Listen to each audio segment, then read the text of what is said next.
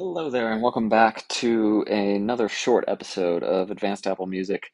Today I'm going to be talking about another new feature in the latest version of the app that I'm really excited about, and that's just a couple extra filtering options for some of the song sections, specifically groups of playlists instead of just being able to filter by a single playlist, which was already super useful.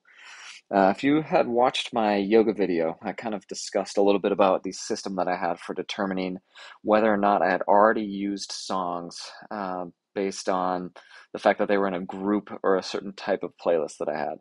Now, at the time, I had to add all those little playlists into a big master playlist, and then I ran a rule against that master playlist to see has the song been used before in one of these other smaller playlists, and if not, please display it here. That was a pain because I had to do it manually and it was also on the computer. But now, thanks to a new option that the dev has added, it's all automated for you. So, my workflow was to find songs from my large master playlists that haven't been used in individual practices yet. So, if we jump into one of those right here, you can see that I've got a smart rule set up already. And what it's going to do is it's going to filter out anything where the playlist description doesn't contain one of the two tags that I use in my different mini playlists. So if I go into Smart Rules and go into my rule group here, you can see it's got to match all these. And I don't even think I would need a rule group. I think I just set this up while I was messing around. So there's two different types of playlists that I make for yoga. One is yoga teacher. That's where I build a playlist specifically for a practice.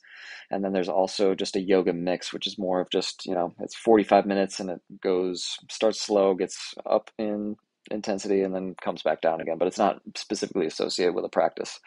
So what I've been able to do, thanks to the new options in here, are using the playlist description, and I can put does not contain yoga teacher, and playlist description does not contain yoga mix. So what that'll do is it'll take any of the 40 or 50 playlists that I have where I have yoga teacher in that playlist description, and it'll filter the songs right out of this list. So what I'm left with are 56 songs that I've found in the past that I thought would be pretty cool for this specific section of yoga, but haven't used yet. Now, if I turn those off, you can see that it's filtering down from 286 songs. So definitely really useful. You can see just how many of these songs I've been able to use in the practices that I've made, but just a really good way to quickly take a group of playlists. You could also do genre playlists, so I could set something up where all my genre playlists I could have in the description, like music genre, one word, and then I could filter out for any of those and see which types of songs are not included in one of my other genre playlists and make a decision about do I want to make another genre playlist to try to capture these or, things like that. While I'm in filters though, I did get some clarification, and this may have been changed lately, but one thing that I was kind of running into issues with was sorting my recently added albums, particularly when I've added some songs before, like singles on Apple Music. It's kind of nice because you can add the singles from an album without necessarily having, the single itself. So it's like you're adding part of the album, and then later, as more music is released, you can add the rest of it in. But that caused some issues for me with my recently added albums playlist because I was trying to figure out how do I get it to be based on when I get the full album versus, some of those singles that came through.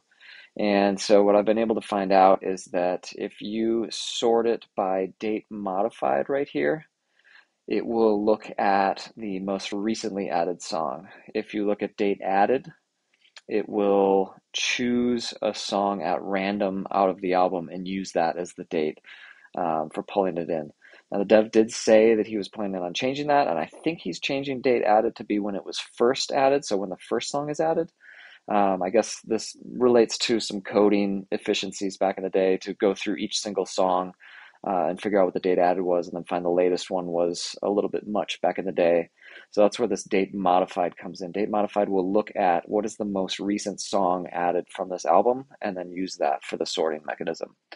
So that's just a little additional filter thing that I was able to clarify, but definitely some good stuff in this new update in order to just kind of continue to make life easier from a filtering standpoint.